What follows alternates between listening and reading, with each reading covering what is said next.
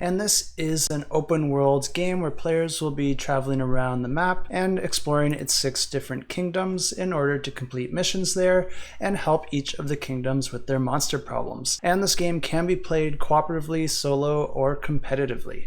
And an interesting aspect of this is that the lower you bid on those rows, you're going to get a larger bonus in terms of coins to start the game with. But the player who has the highest token on that auction board is going to be the one to win that character. So in this example, the yellow went first and put their token on the 3rd row, trying to get 70 coins with that character. But then the second player put their red token on the very top row, securing their position for that character because there's no row higher than that, which means that the red player is going to get that character. But because they did that, it gave the yellow player free reign to put their token wherever they want on the other character. So of course they're going to put it on the lowest row to get a bonus 100 coins. And I couldn't find a photo of this auction board anywhere other than on a YouTube video, and it just happens to be from a channel that I really like. I think all these videos are done really well on this channel, and when I watch them I always have a really great understanding of how a game plays. So I definitely recommend checking out Genders Gaming, and I will leave a link to that right up here. He's definitely putting a lot of work into these, and I personally find them really useful,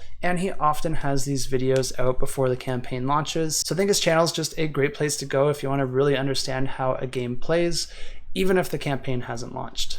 But getting back to how the actual game plays here, once you've completed the auction phase for the character, you're going to repeat that exact same thing, but you're going to be auctioning for your starting location out on the board, as well as some journey cards. And the journey cards will just have some starting resources that will go to whoever wins that card. Players will then put those starting resources and their character on their own personal player board, and there is also a knowledge track that players will be using to try and upgrade their character throughout the game. So if you ever complete a column or a row in this knowledge track, you're going to gain the permanent ability depicted in that column or row. Then the bottom of the board has 3 action tokens that will allow players to perform their actions throughout the game.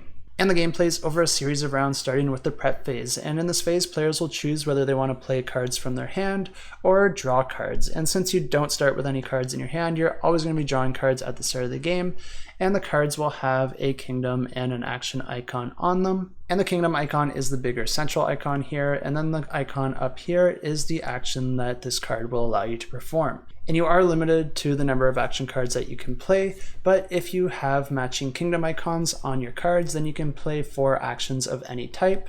Or if instead you match up the action icons, then you can play as many of those cards as you want, as long as the kingdom icons are different. And the different actions will allow you to do things like move around on the board, increase your reputation, which will allow more people to like you, and allow you to gain more bonuses by moving up on the reputation track. Some actions can gain you experience cubes, which you can use to manipulate your dice rolling, or instead you can use them to upgrade or improve your attacks. Our card can grant you something called flow, and these are cubes that are essentially used for combat, and depending on the character that you've chosen, they'll have access to a certain attack type. So if they can perform magical attacks, you'll be gaining the magical attack cubes, or if they perform physical attacks, then you'll be gaining the physical ones. But those aren't all the actions you can perform on your turn, because this game actually has 2 action phases, because once you've completed performing the actions on your cards, you're going to move into the main action phase where you're going to be spending those 3 action tokens out on your board and placing them onto the action spaces, either onto your board or onto the main board.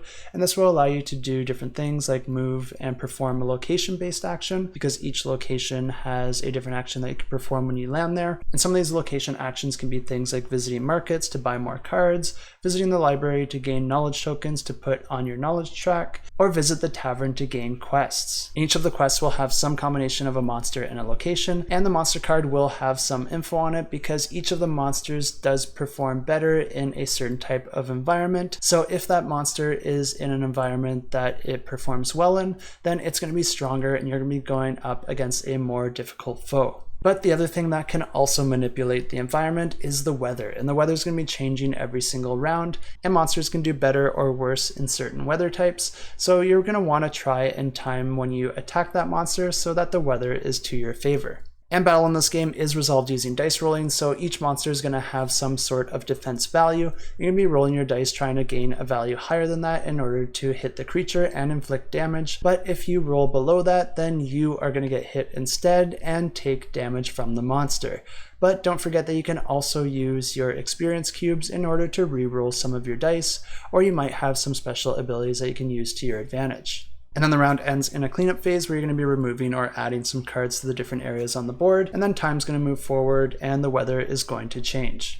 And at the end of the final round, the player with the most money is going to win the game, or if you're playing cooperatively, then you're going to be trying to complete a scenario, and if you're able to do that without triggering a loss, then you win the game. And if you are interested in this one, you might want to sign up on their website as well, because they're going to be doing a draw giving away a free copy of the game, so that will get you notified of the campaign launch, but it'll also get you entered into that draw.